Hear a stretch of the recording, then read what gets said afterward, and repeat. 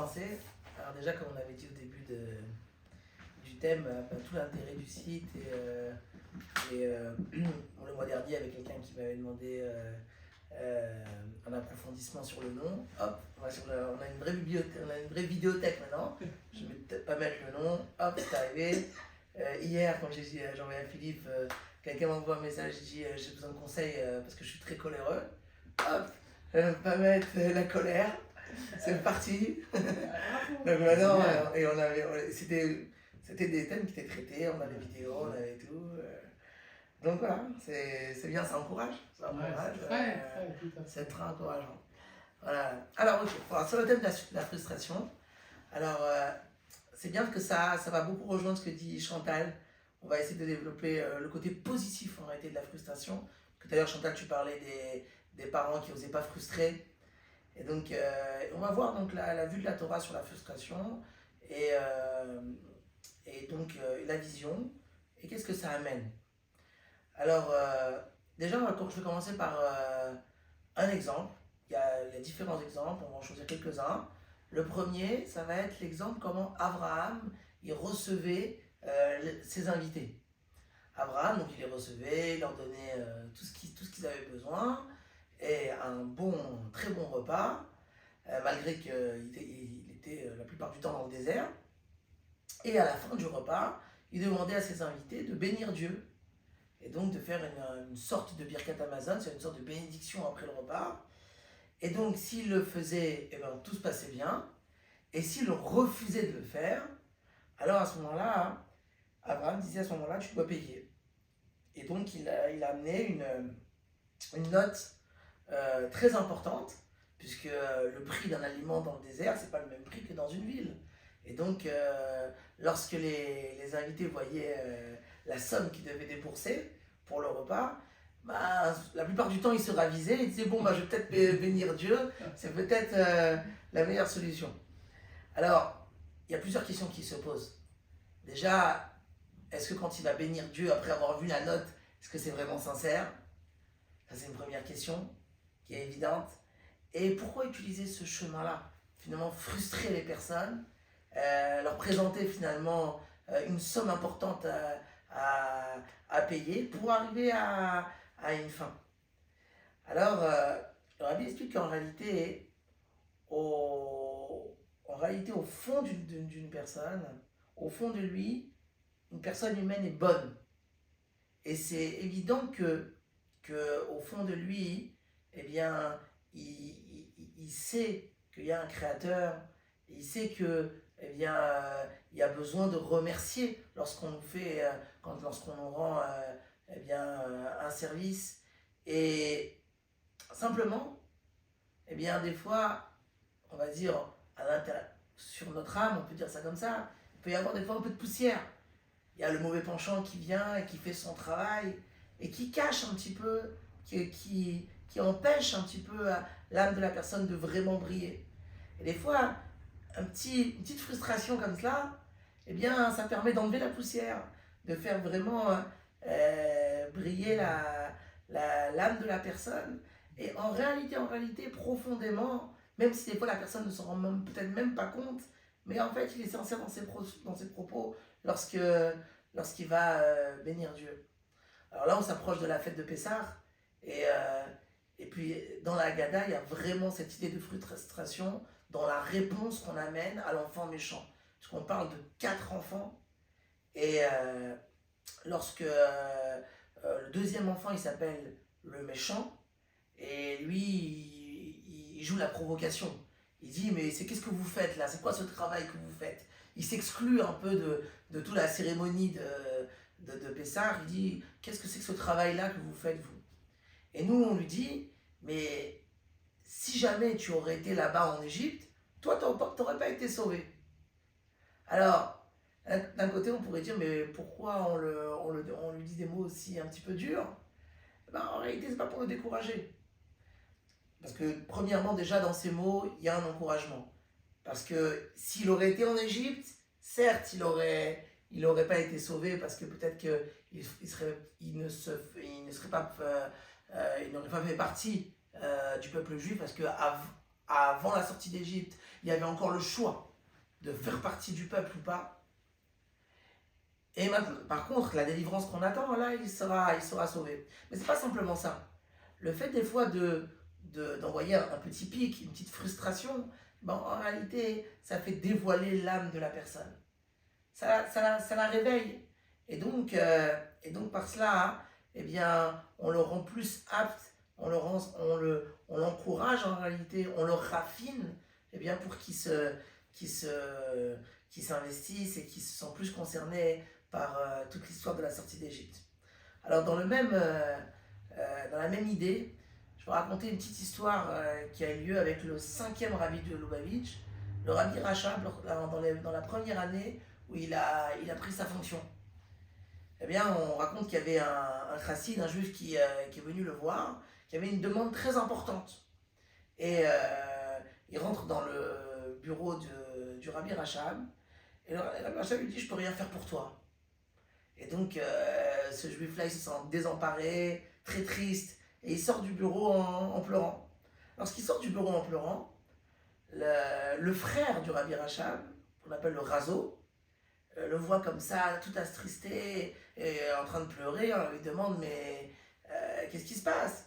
Il dit: « Ben voilà, je suis rentré chez le rabbi, et le rabbi m'a dit qu'il ne pouvait rien faire pour moi. » Alors le Razo, automatiquement, il rentre chez son frère, le rabbi, il dit: « Mais pourquoi tu as rejeté comme ça ce juif-là? Il avait une demande très importante, et c'est pas possible qu'un rabbi ne puisse rien faire. Il y a forcément quelque chose à faire, une bénédiction à donner, des mots d'encouragement. » Alors le rabbi Rachab lui a dit: « Fais-le-moi rentrer une deuxième fois. » Il est rentré une deuxième fois, il a fait sa demande importante, et le rabbi Rachab lui a donné toutes les bénédictions nécessaires, tout ce qu'il avait besoin pour résoudre son problème. La question est toute simple, c'est pourquoi avoir attendu la deuxième fois? Pourquoi le rabbi n'a pas dit la première fois? Par rapport à ce qu'il demandait, des choses assez importantes, dans son état spirituel, on va dire, il n'était pas encore apte de recevoir toutes les bénédictions qu'il réclamait au rabbi.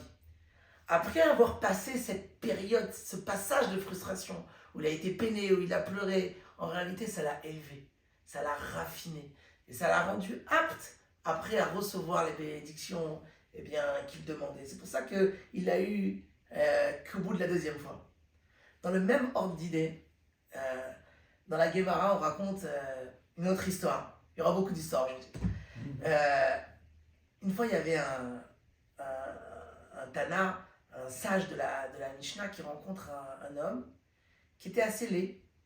Et il lui dit: « Qu'est-ce que tu es laid alors ?» Et en le rencontrant comme ça, il lui dit: « Vraiment, t'es vraiment très moche. » Et lui, il répond, il dit: « Mais l'autre, la personne qui était moche, qui était laide, bien répond: « Bah, tu devrais questionner le créateur qui m'a façonné. C'est à lui de poser la question. » Alors on peut se poser la question: mais pourquoi on attaque quelqu'un comme ça en lui disant: « Qu'est-ce que tu es laid ?» Alors les commentateurs expliquent qu'en réalité cette personne-là, elle était non seulement laide physiquement, mais même spirituellement. Elle était à un niveau très bas spirituellement. Et à son niveau, jamais il aurait parler de Dieu dans sa bouche et parler d'un créateur, etc. Le fait de l'avoir un petit peu secoué, finalement, ça lui a permis de sortir une réponse. Dit: « Tu devrais poser la question au créateur qui m'a façonné. » Et en réalité, ça l'a élevé spirituellement. Après, c'était un sage, il savait à qui s'adresser, comment s'adresser, de quelle façon. On n'est pas en train de dire qu'il faut chacun attaquer les gens comme cela, mais on doit toujours avoir la façon et l'art et la manière de le faire. Mais en tout cas, l'idée, elle était là. C'est que cette frustration, elle a amené quelque chose en réalité de positif. La même chose, on voit que dans le ciel, des fois, il y a des voix célestes qu'on appelle des bat-kol qui s'expriment. Et chaque jour, il y a une voix céleste qui s'exprime et qui dit: « Malheur à la honte qu'on fait à la Torah. » Elle s'exprime comme ça de façon un petit peu frustrante et négative. Malheur à la honte qu'on fait à la Torah. Parce que lorsque des fois on a du temps et qu'on utilise mal son temps, et que au lieu de l'utiliser dans l'étude, on l'utilise dans d'autres choses qui n'étaient pas des choses de première nécessité, alors qu'on aurait pu l'utiliser dans l'étude de la Torah. Alors, c'est ça l'expression de cette voix céleste, de dire que des fois, on n'utilise pas notre temps à bon escient, et on aurait peut-être plus de temps à étudier la Torah, mais on ne l'utilise pas complètement. Mais on pourrait se poser la question, pourquoi s'exprimer de façon négative? Pourquoi la voix céleste ne donne pas plutôt une phrase d'encouragement? C'est la même idée. Parce que des fois, quand on passe par une frustration, une voix céleste, l'âme l'entend. Nous, on ne l'entend pas avec nos oreilles, mais notre âme, elle l'entend. Et donc, le fait que ça passe aussi par un moment un petit peu difficile, ça la réveille, ça la secoue, et ça fait encore plus son effet. Ensuite, on va parler d'une mitzvah qui est peut-être pas très connue, mais qui fait partie des 613 mitzvot, des 613 commandements, et qui est liée à la frustration, qui s'appelle Kadesh Atzmecha Bemutarlach. Sanctifie-toi dans ce qui t'est permis. Alors on sait que ce qui est interdit, c'est interdit. Mais il y a un yom-yom qui dit que ce qui est interdit est interdit, mais ce qui est permis, c'est pas forcément nécessaire. Ça veut dire que lorsque quelque chose est permis, ça ne veut pas dire qu'on doit s'y donner à cœur joie. Il faut aussi des fois avoir de la retenue, même dans les choses qui sont permises. Ça veut dire que on peut avoir un aliment devant nous qui est entièrement cachère, mais je ne suis pas obligé aussi de tout terminer, ou si peut-être que je n'ai pas faim, je ne suis pas obligé de le manger simplement par gourmandise. Il faut voir aussi, est-ce que cet aliment il est bon pour ma santé ou pas? C'est pas parce que simplement que c'est cachère et que j'ai le droit de le manger que je dois y aller forcément à cœur joie. Je dois bien réfléchir, est-ce qu'il est nécessaire pour moi? Est-ce qu'il est bon pour moi? Est-ce qu'il va m'apporter quelque chose? Est-ce qu'il va me donner les forces que j'ai besoin ou pas? Et si c'est le cas, alors à ce moment-là je l'utilise. Mais si ce n'est pas le cas, c'est pas parce qu'il est permis que je dois forcément en profiter et l'utiliser. Et donc, c'est la mitzvah de Kadesh Atzmecha Bemutarlach. Se sanctifier, ça veut dire savoir aussi se séparer, même dans les choses qui sont permises. Et le rabbi dit que cette mitzvah-là, forcément, qui engendre une certaine frustration. Parce que déjà qu'on t'a fait un tri dans ce que tu peux faire, ce que tu peux pas faire. Et après on te dit, même dans ce que tu peux faire, tu dois te faire un tri, mais ça sera un tri personnel. C'est à toi de voir si c'est nécessaire ou pas la chose. Forcément, ça engendre une frustration. Mais le rabbi dit que cette frustration, ce travail qu'on fait sur soi-même, même sur les choses permises, ça amène et ça accélère la délivrance. Pourquoi? Parce que finalement, le processus de Mashiach, la venue de la délivrance, eh bien, c'est faire descendre Dieu même dans les choses de la vie de tous les jours. Pas simplement avoir fait le tri en ce qui est interdit et ce qui est permis, mais même dans le domaine du permis, même là, on fait descendre la divinité et on fait un travail sur soi. Et on ne se dit pas, puisque c'est permis, alors on peut y aller sans limite et sans barrière. Non, même là, on se met des barrières, on se met des limites, on y met une réflexion, et donc on fait descendre Dieu, même dans les niveaux les plus bas, les plus simples de la vie quotidienne. Donc voilà encore une idée positive qui est amenée par la frustration. Ensuite, il y a un mot des sages qui est très intéressant, qu'on voit dans la Gemara également, qui nous apprend, qui nous enseigne quel est le regard qu'on doit avoir par rapport aux choses qu'on se prive, aux choses pour lesquelles on n'a pas le droit d'utiliser, qu'on n'a pas le droit de profiter. Qu'est-ce qu'on doit dire? Est-ce qu'on doit dire « Ah non, cette chose-là, elle est complètement interdite, je ne veux pas la voir, je ne veux pas la toucher » Ou on doit avoir une autre réaction qui dit « Peut-être, ce serait peut-être possible pour moi d'utiliser la chose, mais qu'est-ce que je peux faire? C'est Dieu qui m'en empêche. » Et bien finalement, la Gemara choisit la deuxième option. En réalité, cette chose-là, j'aurais pu la faire. Mais quelle est la seule raison qui fait que je ne la fais pas?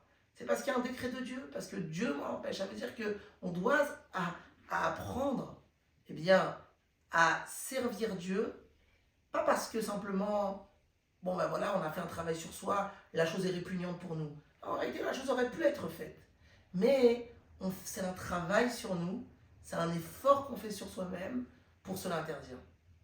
Et cette idée d'effort, et qui est liée à la frustration, eh bien, déjà c'est complètement lié avec l'idée d'être un véritable serviteur de Dieu, parce que là on est dans la fête de Pessah.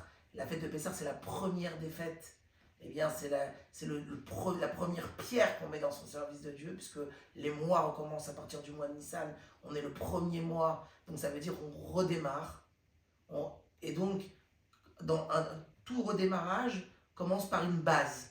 Et la base du service de Dieu, c'est savoir écouter, savoir obéir, savoir être un bon serviteur de Dieu, être capable de faire quelque chose, même si ça ne nous plaît pas, mais on le fait parce que eh bien, Dieu nous le demande.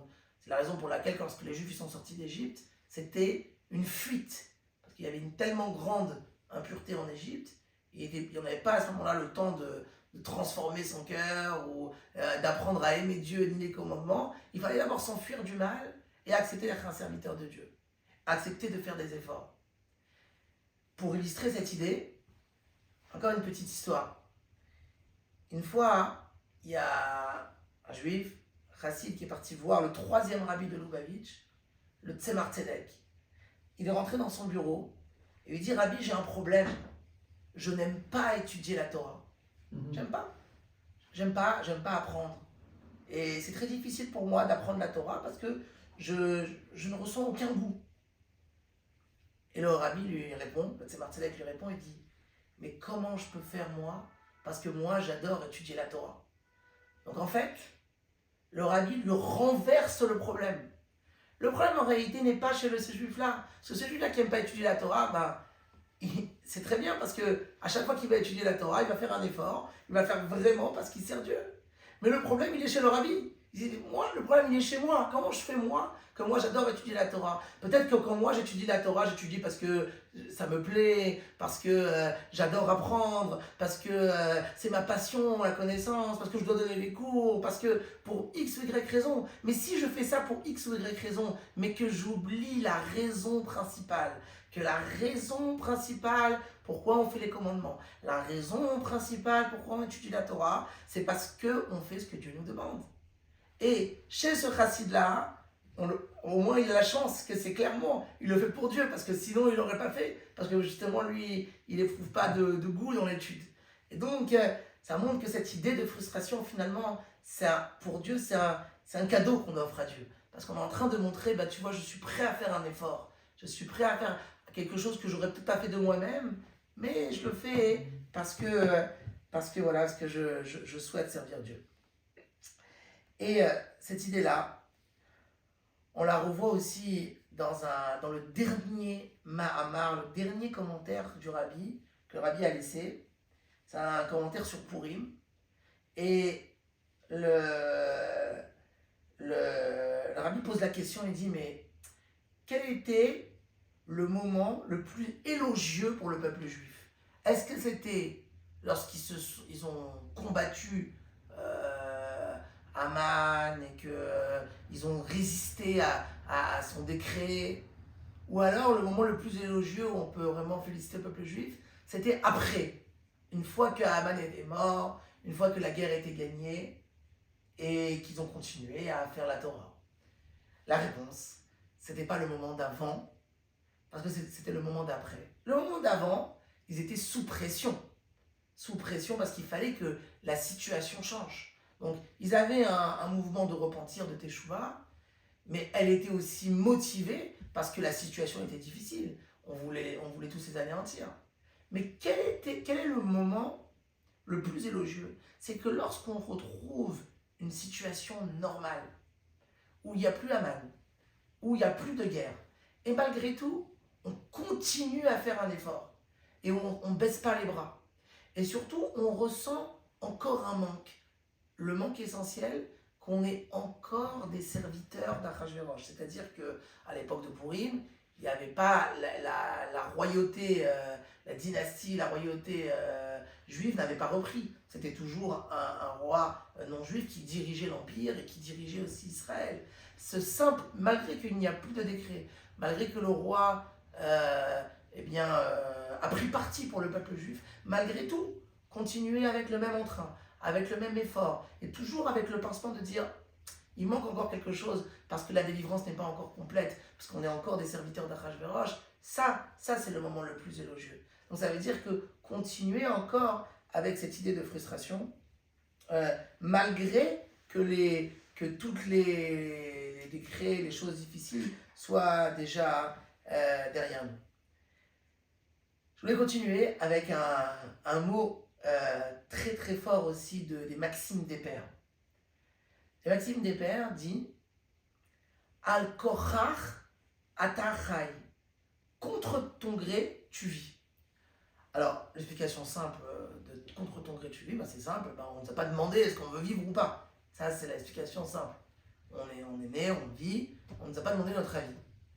Mais l'explication profonde que la Chassidut amène dans Al-Korach Atachai, contre ton gré tu vis, c'est que tu dois vivre et tu dois travailler jusqu'à ce que tu ressentes que tu le fais entre guillemets contre ton gré, jusqu'à ce que tu ressentes que tu fasses un effort. C'est-à-dire, lorsque quelqu'un, comme on avait donné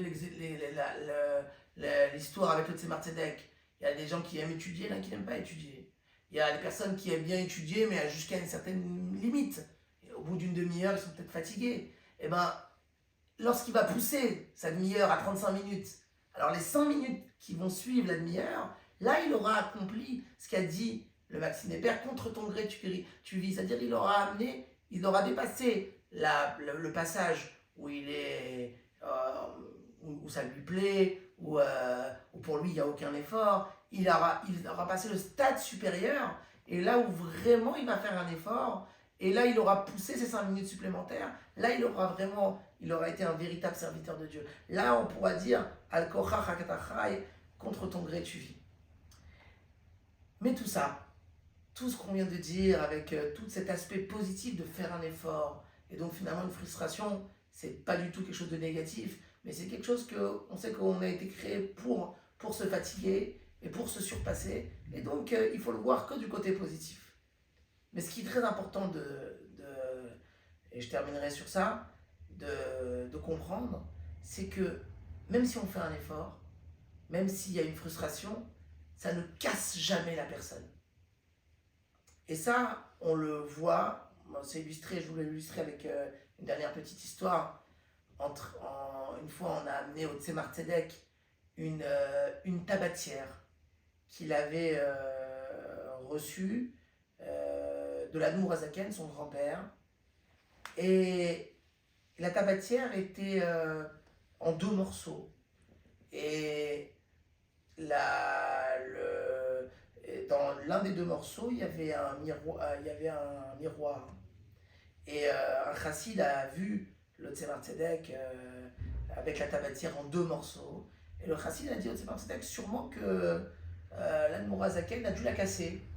Et parce qu'il a dû avoir besoin sûrement du miroir. Parce que le miroir, ça peut servir pour, quand on met les téphilines, pour savoir si les téphilines sont bien ajustées sur la tête.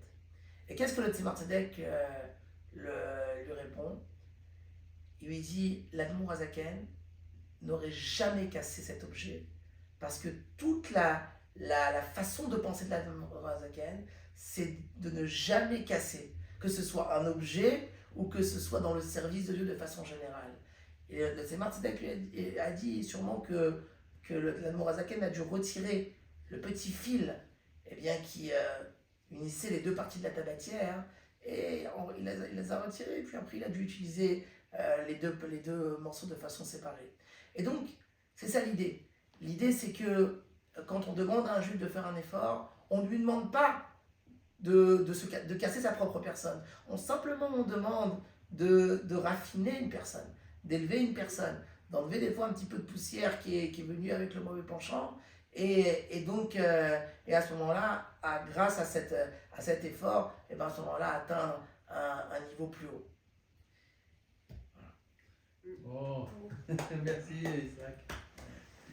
Merci beaucoup. Alors, écoutez. Petit un truc. Ah, Ouais, bien sûr. Vas-y.